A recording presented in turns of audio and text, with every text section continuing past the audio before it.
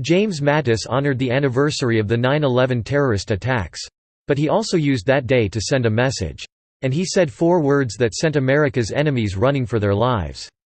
James Mattis speaks on 9/11. James Mattis honored the innocent Americans and heroes who died on 9/11.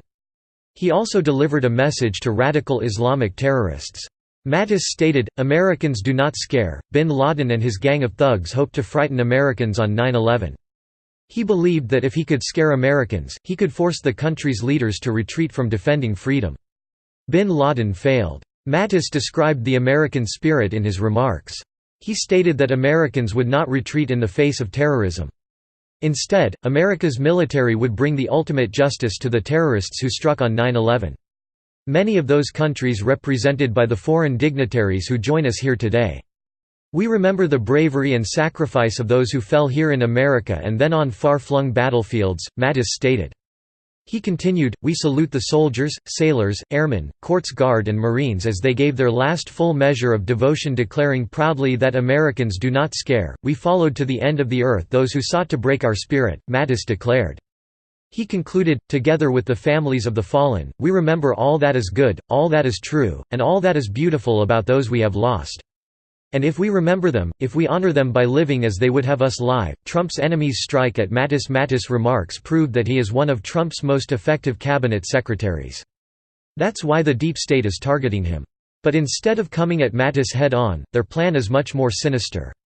Rogue agents inside the White House leaked damaging stories about what Mattis had allegedly thought of Trump to reporter Bob Woodward.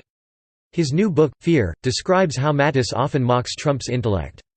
Woodward claims Mattis said Trump had a 5th or 6th grader's understanding of the world. Their goal was to bait Trump into firing Mattis. They believed Trump's ego would not allow him to work with Mattis once he knew what Mattis really thought about him. Their plan failed. Mattis denied ever making those comments. The media has run so much fake news about Trump that no one believes anything they say.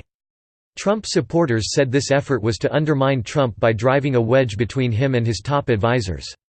Woodward's book, as well as the anonymous New York Times op-ed, paints the picture that it's the adults in the room who are keeping the country from falling into disaster.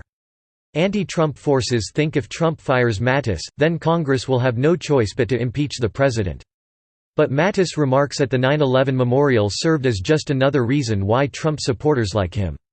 We will keep you up to date on any new developments in this ongoing story.